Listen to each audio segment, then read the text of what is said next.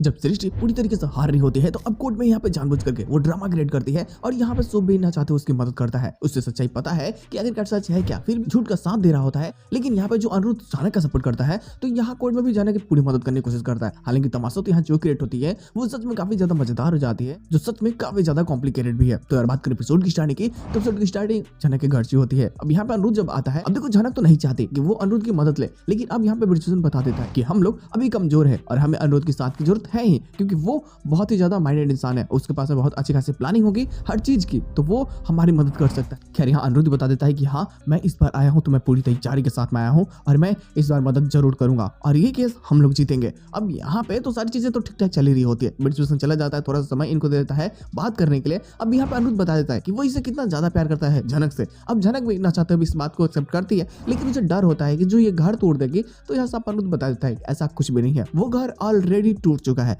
सब कुछ खत्म हो चुका है और मैंने वैसे भी बता दिया है अर्शी को कि मैं उससे प्यार नहीं करता, मैं सिर्फ और सिर्फ जानक से प्यार करता हूँ और मैं जानक के अलावा अब किसी को अपने दिल में बसा नहीं सकता। खैर यहाँ जानक भी उसे गले लगा लेती है और उसके प्यार को एक्सेप्ट कर लेती है। चीजें तो बहुत ज्यादा मजेदार हो जाती है, लेकिन अब इनको जिस चीज का डर होता है कि आगे जाकर के क्या होने वाला है, हमें कैसे उस प्रॉब्लम से लड़ना है, ये उसकी प्लानिंग करने लगते हैं। लेकिन यहाँ से जस्ट अपोजिशन में दिखाया जाता है अनिरुद्ध के घर से सीन। अब ये बेचारे परेशान होता है, इनको तो जो सच्चाई पता चली होती है उसी चीज को लेकर के सोच रहे होता है कि आखिरकार जो सृष्टि पे इल्जाम लगाया गया है क्या वो सच है भी या नहीं। अब यही सारी चीजें सोच ही रहे होते हैं तब तक इन्हें उस डॉक्टर का फोन आता है जिसने अनिरुद्ध का इलाज किया है। मतलब जिस डॉक्टर को इसकी बेटी ने चूना लगा दिया पैसों का, वो बता देता है कि आपकी बेटी डकैतों के गैंग चला रही है, वो पैसे ऐड रही है सभी लोगों से और मुझसे भी उसने अपना बकरा बना लिया। अब यहाँ पे सुबह सोच पड़ जाता है कि आखिर मेरी बेटी कैसे ये सब कर सकती है, मतलब उसे पैसों की तो कमी बिल्कुल नहीं है यार, घर में इतने सारे पैसे हैं, लेकिन वो फिर बाहर ऐसे क्यों।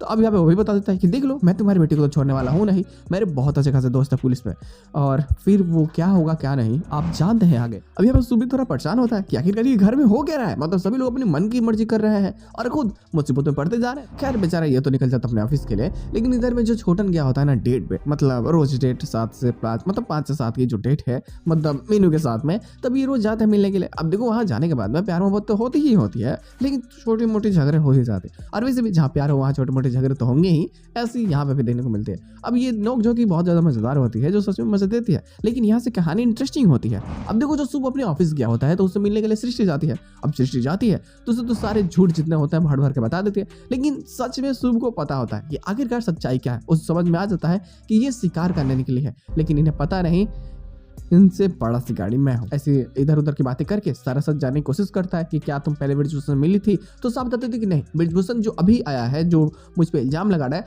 वो झूठा है, मैं जो 1 साल के लिए गई थी वो असली वाले ब्रिजभूषण के पास में गई थी, और असली वाले ब्रिजभूषण ये नकली वाले को बता देती है और नकली वाले को असली वाला बता देती है। अब यहाँ पे शुभ को भी चिंता होने लगती है कि हो ना हो ये केस ले तो लिया है, लेकिन अगर नहीं जीता तो सोसाइटी में बहुत ज्यादा बदनामी हो जाएगी, और वैसे भी अगर मदद करता नहीं है तो फिर ये तो अपने परिवार जैसी है, तो फिर क्या होगा।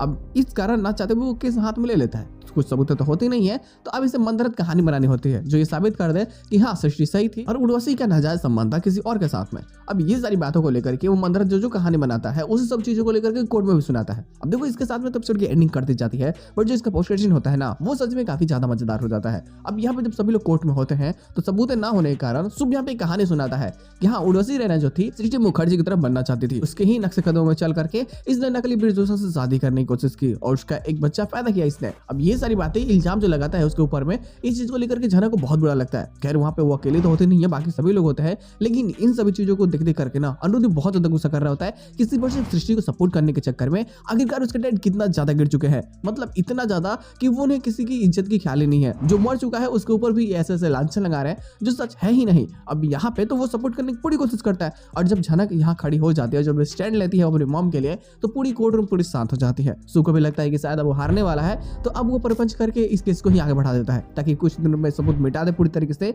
और इन सबको रास्ते से ठिकाना लगाना बहुत आसान हो जाएगा। हालांकि जो भी मिली भगत थी सृष्टि की तेजस के साथ में, तो यहाँ पे तेजस भी आएगा झूठी गवाही देने के लिए कि हाँ ये तो उस गाँव का ही है ना, तो इसे तो पता है कि आखिरकार क्या चल रहा था और कैसी थी उर्वशी। यहाँ पे उसे कैरेक्टरलेस साबित कर देंगे, और ऐसा करके कहीं ना कहीं ये कोशिश करेंगे कि जो भी इल्जाम लगा था सृष्टि के ऊपर में कि बच्ची उसकी है झनक, तो ये साबित कर देंगे तो झनक तो नाजायज औलाद है, और उसकी मॉम की तो यही सारे काम थी, मतलब उसने ने किसी से प्यार मोहब्बत नहीं किया, बस पैसों के लालच में रहती थी, यही सारी बातें बोल करके जो चीजें सृष्टि की होती है वो सब उस पर डाल देंगे। और ये हो सकता है तो केस जीतने की पूरी कोशिश भी करेंगे, लेकिन ये कोशिशें कभी भी कामयाब नहीं होगी, क्योंकि यहाँ पे अनिरुद्ध पूरी तरीके से खेल बदलने के लिए तैयार होता है। वो बस चुपचाप सुन रहा होता है कि आखिरकार उसके डैड क्या क्या सबूत पेश करने वाले हैं। जो सबूत होगी वो घर पे ही रखेंगे ना, तो उस सबूत को छुड़ाना कहीं नहीं कि अब अनिरुद्ध का काम होता है। अब कैसे करके क्या करेगा, ये सारी चीजें तो इसके ऊपर ही डिपेंड करती है। खैर जो भी चीजें होने वाली है वो मजेदार होगी गुरु लोग। अब देखते हैं लोग स्टोरी लाइन में क्या नई चीज हमें देखने को मिल सकती है, बट गुरु लोग बवाल तो होने वाला है। जो भी चीजें होगी वो काफी ज्यादा मजेदार होगी। तो बस यार आज के एपिसोड बस इतना ही। हालांकि इसके साथ में एपिसोड की एंडिंग कर दी जाती है, कोई भी एक्स्ट्रा प्लॉट नहीं है। अगर शाम तक आती है तो बातें जरूर हो जाएगी।